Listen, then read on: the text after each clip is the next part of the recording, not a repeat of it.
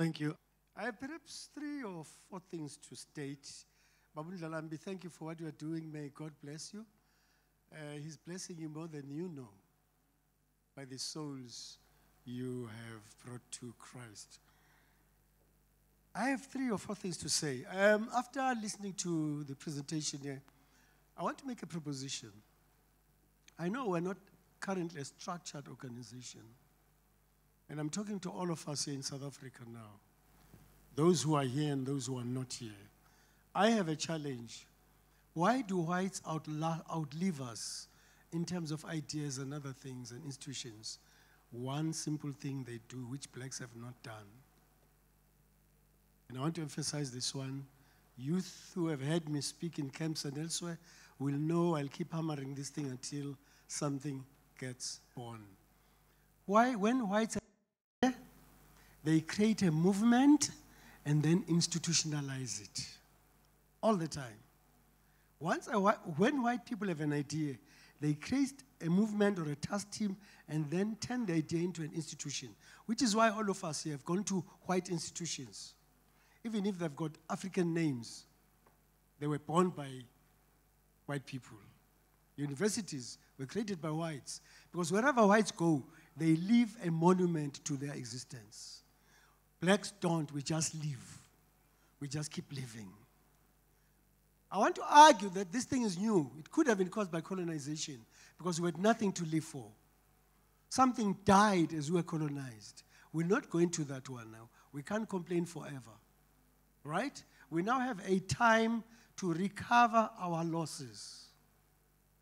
I'm suggesting that the first thing we should do as blacks is to turn our ideas into institutions. 2, stop destroying the institutions of other black people.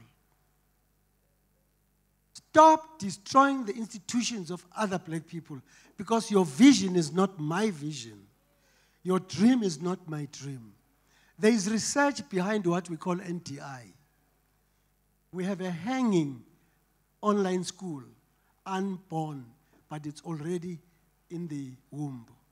Since 2003, we stopped it because there were no computers in the black churches. Many people did not have cell phones. I won't go into the history, but here's the point. When we established the camp, an education camp, because there never had been an education camp in the TOC, people thought we were subverting the youth department. Some of you could have heard that story. Right. I'm trying to emphasize a certain point here. When you have a dream, stay by it, even while there are detractors around you. Keep it going, because I'm personally not interested in the youth department. It has helped me, but my competencies are not in youth ministry. They are in educational development. That's why I teach more than I coddle people into doing things that are within your youth ministry programs. I can run that, but it's not in my heart. Therefore, we decided to set up a school. And a school does not need always to have a physical structure. Because Adventists had never run a school without walls. They thought that we were competing against the department. NDI is an institution of learning. It has produced a lot of young people.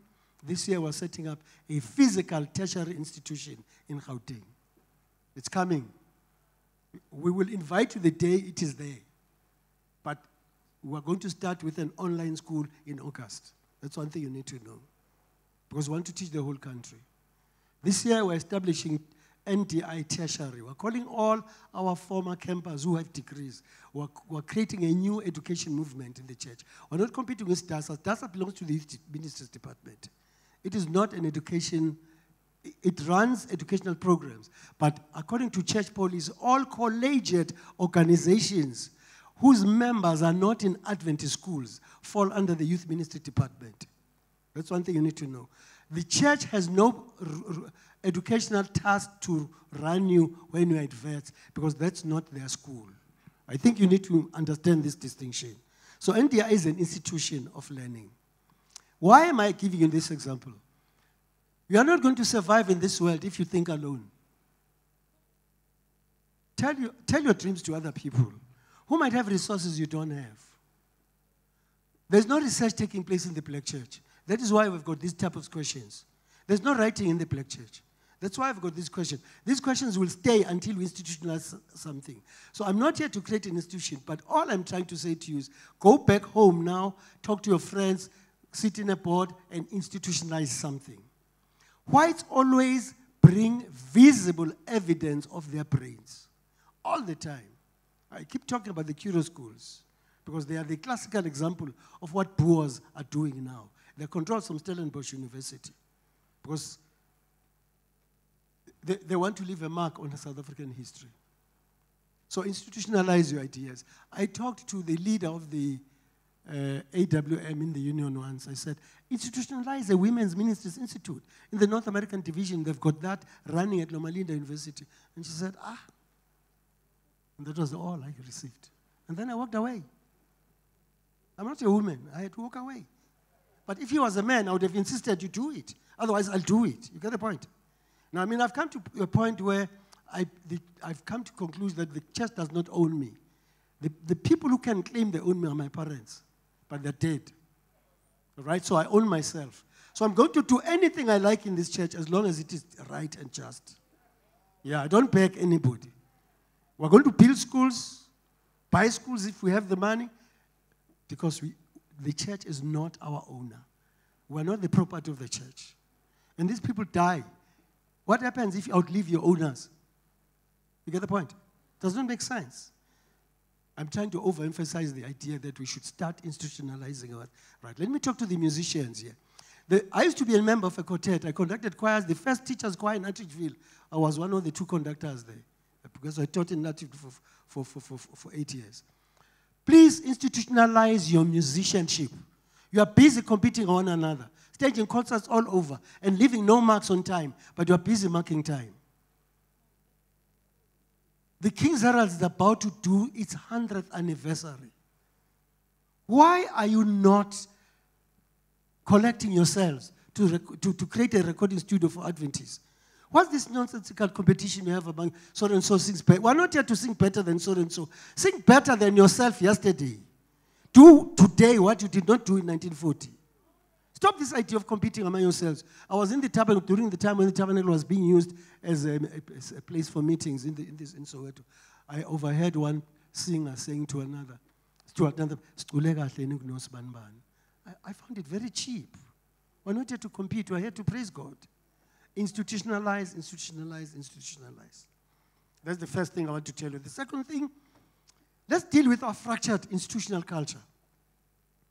I said in the morning, we're a retarded organization. Retarded organizations are marked by a number of things. One, they repeat the same thing over and over again and think they are saying different things. Thank you for watching this story on MelVee Broadcasting Network, Divine Voice out of Africa. Are you looking for a home? A virtual home online, a digital global family. You don't need to look further than MelVee Broadcasting Network. We'll take you bigger and deeper in the truth. Keep watching MelVee Broadcasting Network and be blessed. Stand by for the story. I won't tell you my age, but stuff I hear in the church today, I heard when I was 15, 16 and 20. I'm telling you the truth. Some of the questions you ask, I asked 15 years ago, 20 years ago. There's nothing new. And that bores me to death. Why? Because we're not doing research. Ubabu Mafani has been digging into our history. I phoned him sometime. You remember when I was living in Cape Town for Durban. I corrected something in a book. I won't disclose that to him. There are 2 errors he made in his book, which she and I will correct one of these days. Yeah. But you only see a revised text from him telling you something new, which he did not say. But I'm not going to come here and say he made an error. No, it was not an error. What he knew was limited to what he had been told. You get the point? I will not start with Moko. I will start with somebody else if I were to write what he's writing.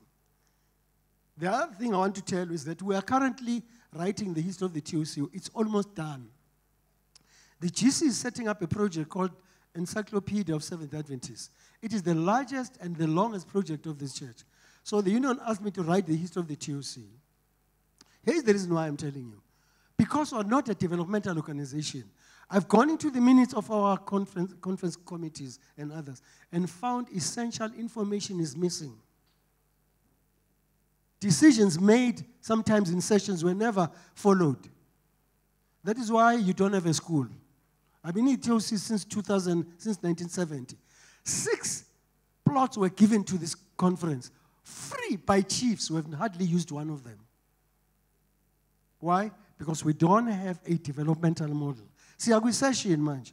The only thing we are going to be talking about, who is the next president? The most devilish question asked in the TOC is, who is the next president? I hate that question with all my passions.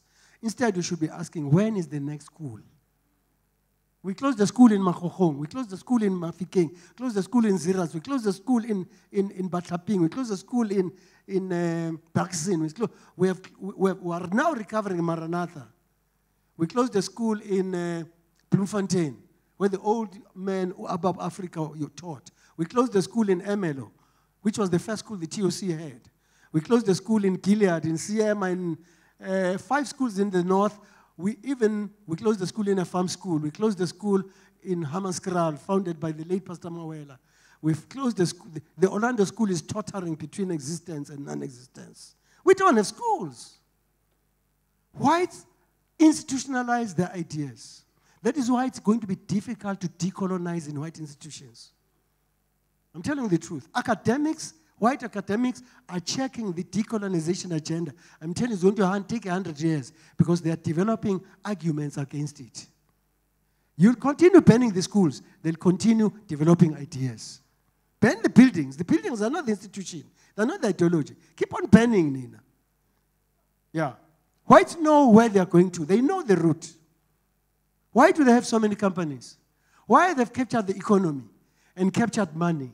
Tina, the only thing we've captured is liquor and cigarettes. That's all, the only things we've captured. They are poor, Tina. There are no libraries in the township. There are no libraries. I won't say this, it might appear in wrong places, but 2 national sports people in this country, in Dobsonville, has established the best-looking, largest shipping. They've been earning money all over, kicking balls and so on, but the only thing they can establish is a shipping, not a sports center. That's who we are. We're drunk. Sadly, some of us are drunk not with liquor, but with faulty ideas. Faulty ideas. That's why we go to session to answer a serious, silly question, who is the next president? After that, we trash him to pieces. And then we bring the next one to be trashed again. All your presidents have been trashed.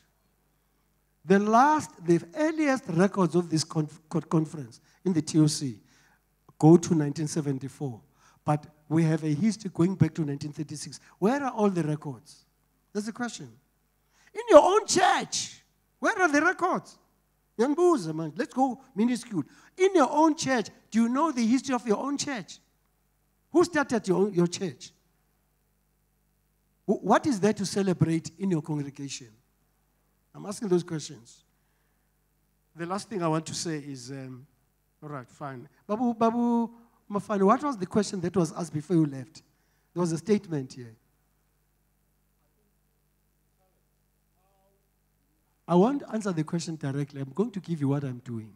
I've bonded with vets Adventist students who are launching a journal of academic issues in August.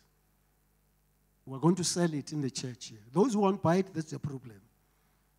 We're going to intentionalize it. It's high time the world church knew that blacks also can think.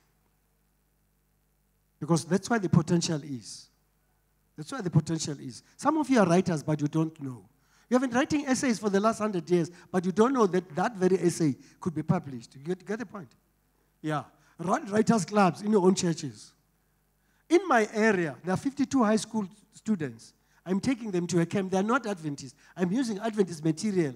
We're setting up a homework center in my own yard. One of these cell phone providers airtime is prepared to build a little structure for us. They'll give us airtime for 2 hours a day between 4 and 6. So the students go there to be taught and to do their homeworks. Do such things. Use your home. Whites have home industries. Blacks busy decorating their houses just so that they can sleep at night. That's all you're doing in this house. You are eating, looking at television, and sleeping. 3 major activities. When are you going to turn your own home into an institution? Because you don't have money to buy an institution. You don't have the money to build an institution. You don't have land. You get the point? Start small. These things will grow. Start small. These things will grow. Some of the things that whites are doing now, they started in their backyards. Stop loading things that will not go into your history when you are dead. I suspect I've said almost everything I needed to say. Ngiyabonga kakhulu. All right, fine. Any question? Mr. Siaval. I'm glad we had a meeting of this nature. It's very historic, by the way. I loved what Nkosi said to me over the phone. And I schooled with his father at Bethel. And I know with his mind and the minds of others, we will go somewhere. The Bible says in the book of Proverbs, do not despise the day of small beginnings. This might be one of those beginnings. Thank you very much, Bamklanze. Thank you.